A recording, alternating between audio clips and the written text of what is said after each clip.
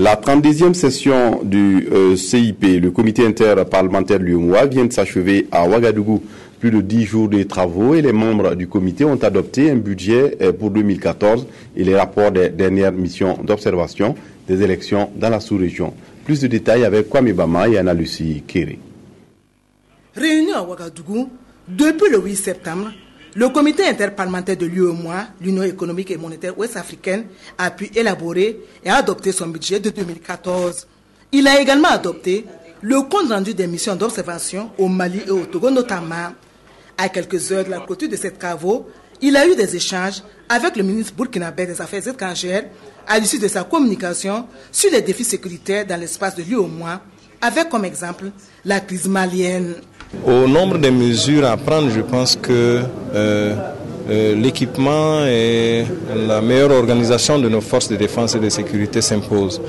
Chacun de nos États doit avoir un arsenal et un dispositif de défense suffisamment dissuasif pour éviter que des agressions terroristes comme celles que nous avons connues au Mali ne soient réitérées. C'est avec la plus grande attention que les participants à la session budgétaire du CIP-UEMOA ont suivi la communication du ministre Yipene Djibril Bassolé qui a duré plus de 2 heures d'horloge.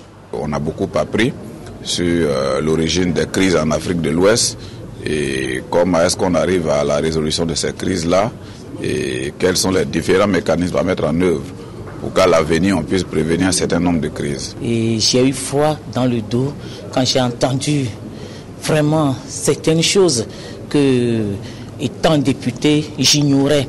Et vraiment, je rentre chez moi avec plein de bagages dans la tête, puisqu'il a esquissé quelques solutions pour faire sortir nos États de cette menace et du terrorisme. Le vice-président du CIP-UEMOA, représentant son président, est revenu sur la perspective de la mise en place de leur parlement. Nous nous mettons, nous, et moi j'ai toujours dit ça, dans la perspective de relations fructueuses avec la Commission, parce que tous les progrès que j'ai vus un peu partout, en ce qui concerne l'intégration, c'est toujours un travail dans bonne intelligence entre le Parlement et l'organe exécutif. Mélégué Kaoré poursuivra en soutenant que cette session a été fructueuse. La rencontre de Ouagadougou a permis aux parlementaires de prendre des recommandations qui devraient leur permettre de bien accomplir leur mission et des motions de remerciement à l'endroit des autorités burkinabées.